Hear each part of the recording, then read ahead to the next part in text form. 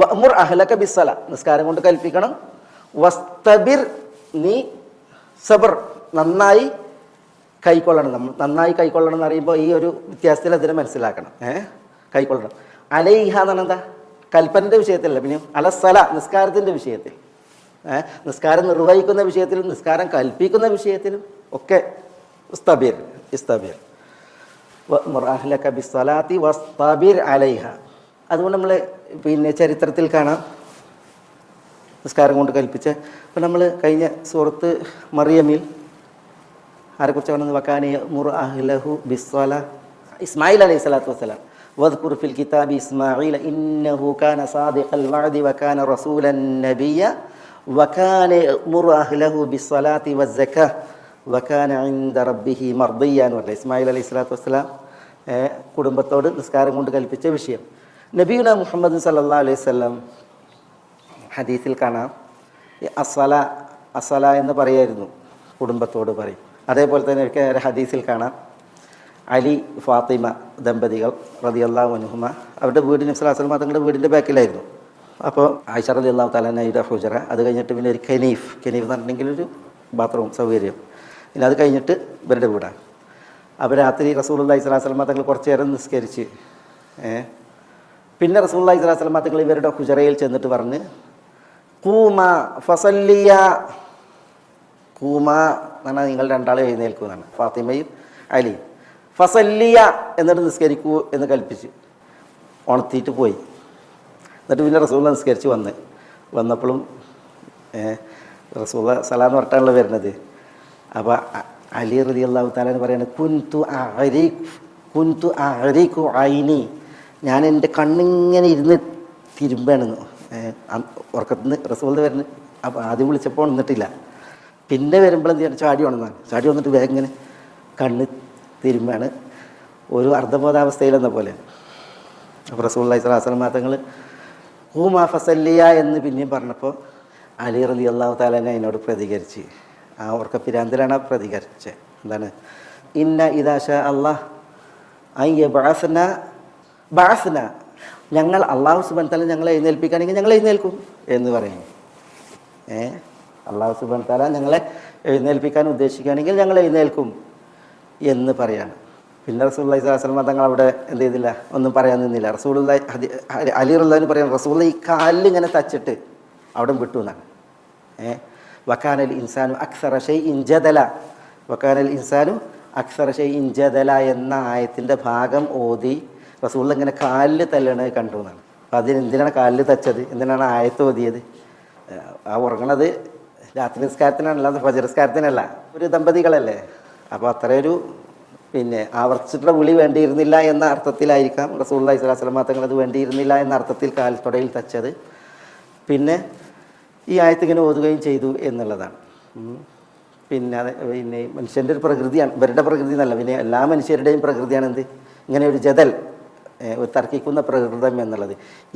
ഇത് മനുഷ്യൻ്റെ പ്രകൃതി ആയിരിക്കെ ഈ ഉറക്കപ്പിരാന്തിൻ്റെ സമയത്ത് ഞാനവിടെ വരേണ്ടിയിരുന്നില്ല എന്ന അർത്ഥത്തിൽ നബി സ്വല്ലല്ലാഹു അലൈഹി വസല്ലം തങ്ങൾ അങ്ങനെയാണ് അത് ചെയ്തത്, പറഞ്ഞത് എന്നാണ് അവിടെ അതിൻ്റെ ഷറഹിൽ വായിക്കുന്നത്. ഏതായാലും അവിടെ റസൂലുള്ളാഹി സ്വല്ലല്ലാഹു അലൈഹി വസല്ലം തങ്ങൾ അവരോട് ഖൂമാ ഫസല്ലിയ എന്ന് പറഞ്ഞത്.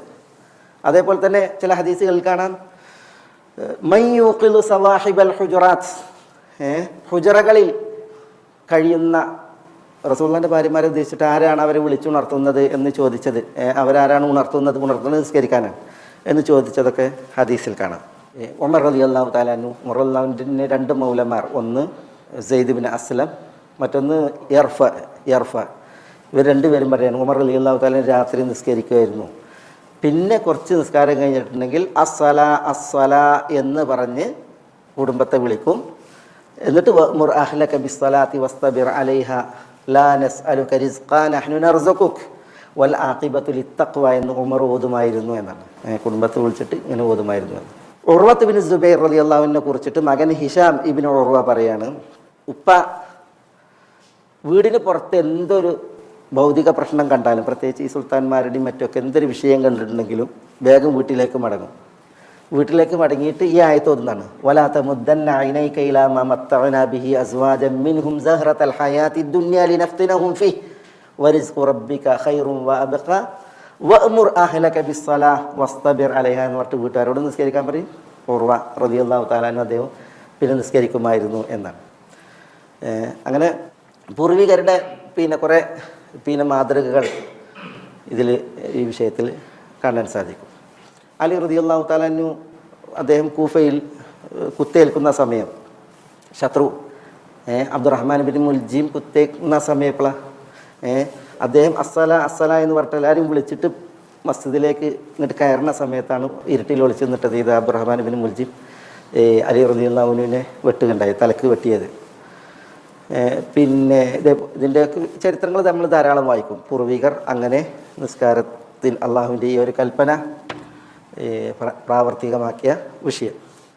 ഏതായാലും ഇവിടെ വഅ്മുർ അഹ്ലക ബിസ്സലാഹ് വസ്തബിർ അലൈഹ നിസ്കാരത്തിൻ്റെ വിഷയത്തിലുള്ള ഇസ്തിബാർ എന്ന് പറഞ്ഞിട്ടുണ്ടെങ്കിൽ അതാണ് നമ്മൾ അത് നിസ്കാരത്തിൻ്റെ പ്രാധാന്യത്തെയാണ് അത് അറിയിക്കുന്നത്. കാരണം അല്ലാഹു സുബ്ഹാനഹു വസ്ബിർ അലൈഹ എന്നല്ല പറഞ്ഞത്, പിന്നെ വസ്തബിർ അലൈഹ എന്നാണ് പറഞ്ഞത്.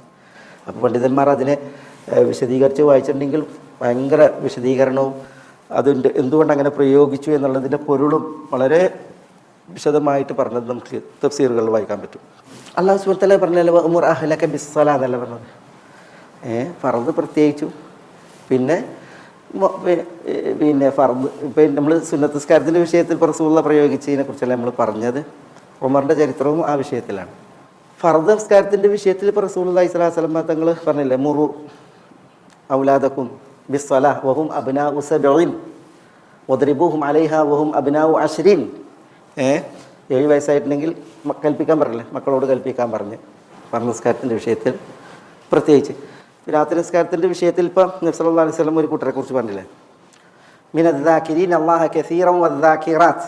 ഒരു വിഭാഗത്തെക്കുറിച്ച് പറയാണ്, അവർ മിനദ്ദാകിരീൻ അല്ലാഹ കസീറൻ വദ്ദാകിറാത്ത്, ധാരാളമായി അള്ളാഹുവിന് ദിക്റെടുക്കുന്നവരാണ് എന്ന് പറഞ്ഞു. ആണും പെണ്ണും. ആരാത്? മിനദ്ദാകിരീൻ അല്ലാഹ കസീറൻ വദ്ദാകിറാത്ത്. അല്ലദീ യസ്തൈഖിദു ഫിൽ ലൈലി വയുസല്ലി വയുഖിദു അഹ്ലഹു. രാത്രി എഴുന്നേറ്റിട്ട് ഭാര്യയെ ഉണർത്തുന്ന ഭർത്താവ്, ഭാര്യ എഴുന്നേറ്റില്ലെങ്കിൽ വെള്ളം കുടഞ്ഞു ഉണർത്തുന്ന ഭർത്താവ്. ഇനി ഭാര്യ എഴുന്നേറ്റിട്ട് നിസ്കരിച്ചിട്ട് ഭർത്താവിനെ വിളിച്ചുണർത്തുകയും ഭർത്താവ് എഴുന്നേറ്റില്ലെങ്കിൽ വെള്ളം കുടഞ്ഞു ഉണർത്തുകയും ചെയ്യുന്ന ഭർത്താവ്. അതിനെക്കുറിച്ച് പറഞ്ഞാൽ മിനദ്ദാകിരീൻ അല്ലാഹ കസീറൻ വദ്ദാകിറാത്ത്. അപ്പോൾ ആ ഹദീസ് അറിയിക്കുന്നത് എന്താണ്? അത് അറിയിക്കുന്നത് ഇതാണ്, ഈ ഐച്ഛിക നിസ്കാരങ്ങൾക്ക് വിളിച്ചുണർത്തുന്ന അതുകൊണ്ട് കൽപ്പിക്കുന്ന വിഷയമാണ്. അലാ കുല്ലിൻ വഅ്മുർ അഹ്ലക ബിസ്സലാഹ് വസ്തബിർ അലൈഹ നിസ്കാരത്തിൻ്റെ ഒരു ഗൗരവമാണ് അത് അറിയിക്കുന്നത്, അതിൻ്റെ പ്രാധാന്യവും.